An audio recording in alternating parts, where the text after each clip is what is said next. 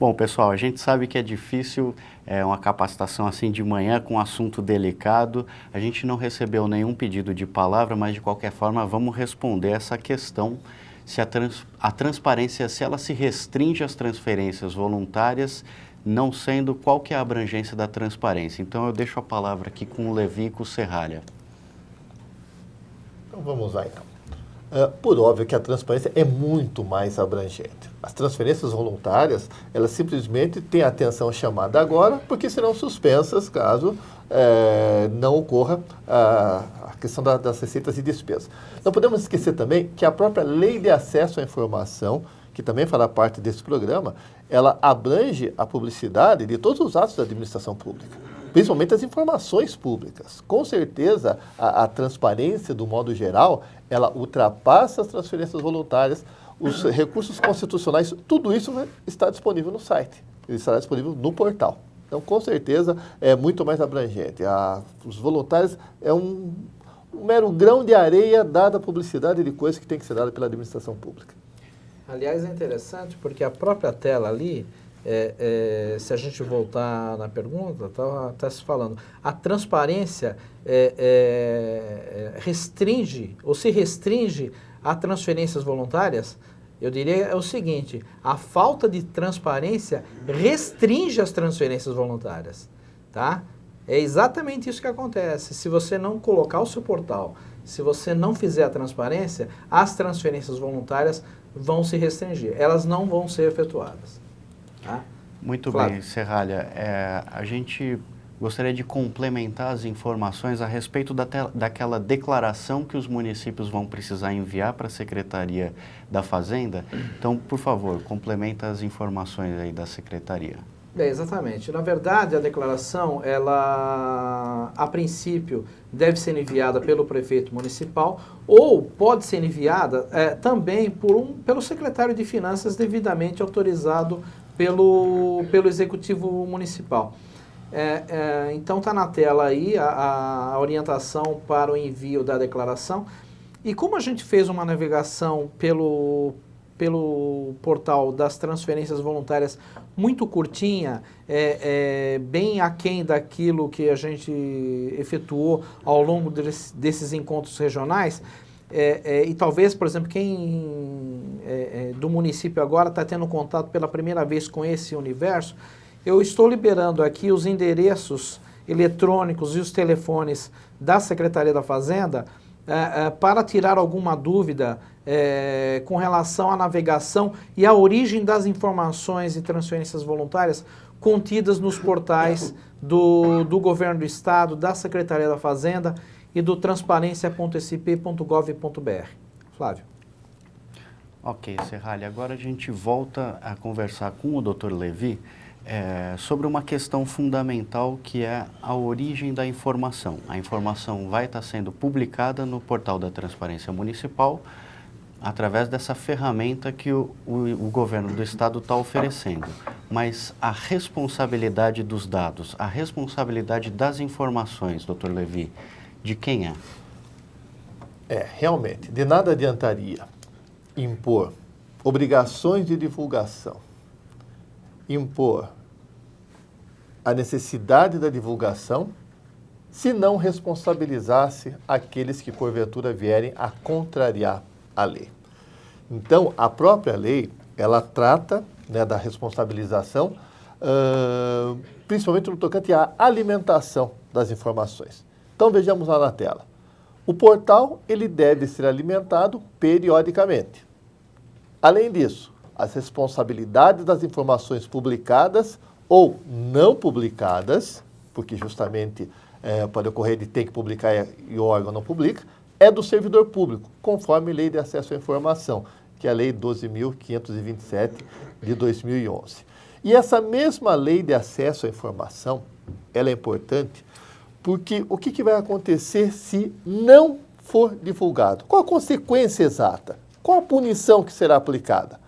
O artigo 32 da lei diz o seguinte, vejamos, constituem condutas ilícitas que ensejam responsabilidade do agente público ou militar, e lá está. Inciso 1º, recusar-se a fornecer informação requerida nos termos desta lei, retardar deliberadamente o seu fornecimento ou fornecê-la intencionalmente de forma incorreta, incompleta ou imprecisa.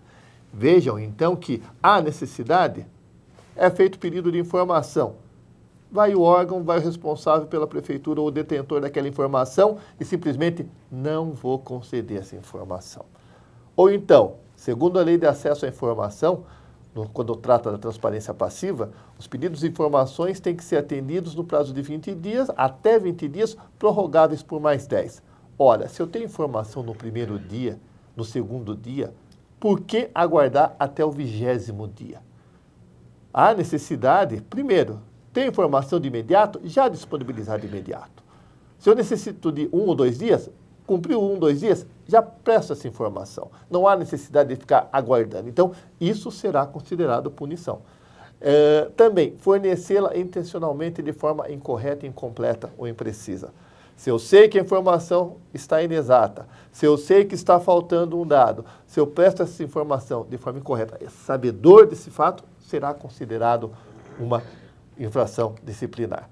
Continuando, pelo próprio artigo 32, inciso 2º da lei. Vejamos, utilizar indevidamente, bem como subtrair, destruir, inutilizar, desfigurar, alterar ou ocultar, total ou parcialmente, informação que se encontre sob sua guarda ou a que tenha acesso ao conhecimento em razão do exercício das atribuições de cargo, emprego ou função pública. Então, vejam bem, senhores, todas as informações que envolvem o orçamento, todas as informações que envolvem o serviço público, funcionamento, procedimento, essas informações são públicas. Aquele que está de posse dessas informações, de guarda dessas informações, tem o dever de zelo, o dever de guardar. Ser como se fosse nossa instituição bancária, fizesse o que bem entendesse com o nosso dinheiro. Isso não pode ser feito. Há necessidade da guarda ser bem feita. Então, se porventura, por algum motivo, houver a inutilização dessas informações, a coisa complica. Daí a preocupação do nosso portal. Vocês verão, principalmente na parte da tarde, que a responsável pela guarda desse material é justamente a Prodesp, por conta de sua estrutura, que serve justamente para dar essa garantia, para que pode realmente acontecer, acaba a energia elétrica, muita coisa, o sistema continua no ar. Há necessidade desse tipo de informação, certo? Ainda na parte de responsabilização, vamos ver lá o artigo 32, inciso 3º.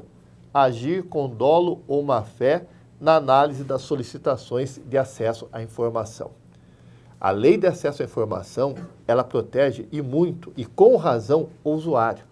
O cidadão, ao pedir uma informação, ele tem o direito de a sua análise, a análise do seu pedido, ser feita dentro da boa-fé. Ah, mas Levi, esse pedido, para que vai ser utilizado essa informação? Perante a lei, pouco importa como que vai ser utilizada essa informação. Essa informação é do usuário.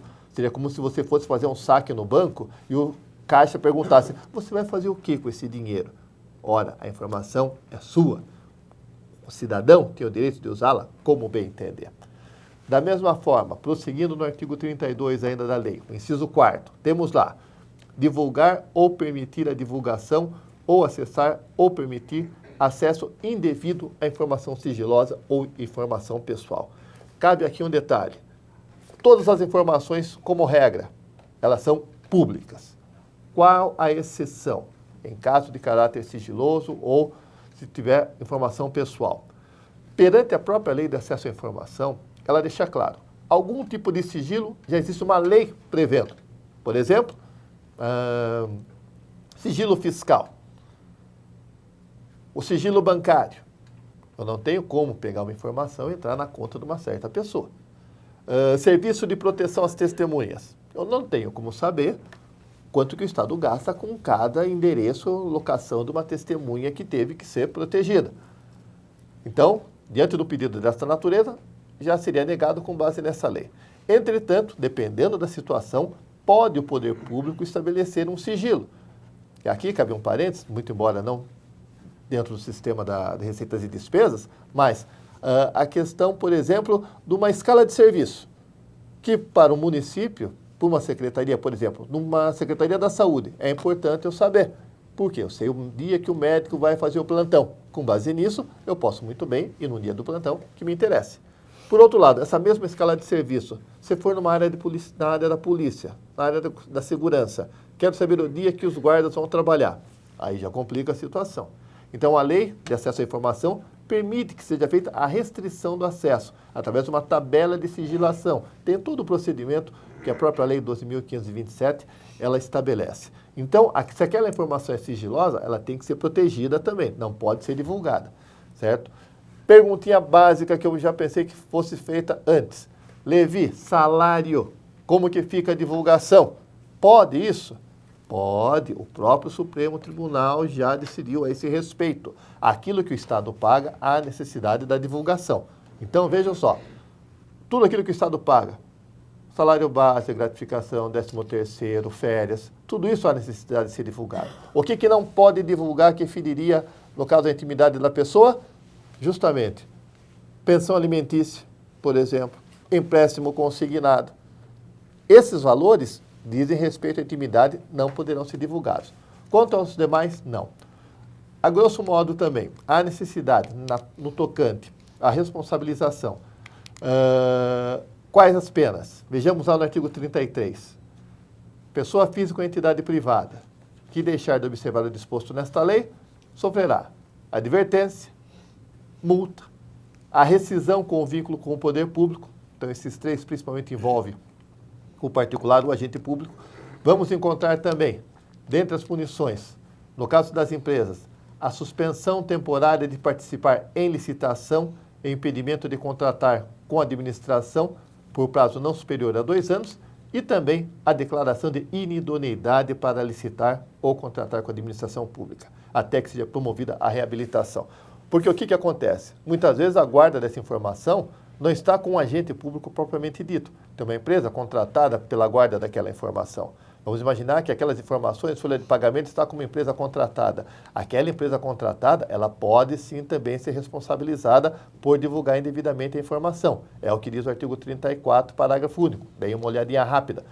O disposto nesse artigo aplica-se à pessoa física ou entidade privada, que em virtude de vínculo de qualquer natureza com os órgãos ou entidades, tem acesso à informação sigilosa ou pessoal e a submeta a tratamento indevido. Então, veja que a responsabilização não envolve só os entes da administração pública, envolve também as empresas contratadas. Flávio? Muito bem, Levi. Agora é o momento da gente propor uma atividade muito interessante. Vai ser a análise de um caso sobre a transparência na disponibilização de dados por um portal de transparência e para verificar se ele atende às exigências da legislação, especificamente a profundidade das informações. Se vocês tiverem qualquer dúvida no desenvolvimento dessa atividade, procurem a ajuda dos tutores, que em cada polo existe um tutor que foi treinado pela Fundap para auxiliar, para mediar o desenvolvimento dessa atividade. Vocês vão ter 20 minutos e no desenvolvimento da atividade, chegando a uma conclusão, peçam a palavra para interagirem ao final desses 20 minutos de atividade aqui com o pessoal no estúdio. Vamos lá.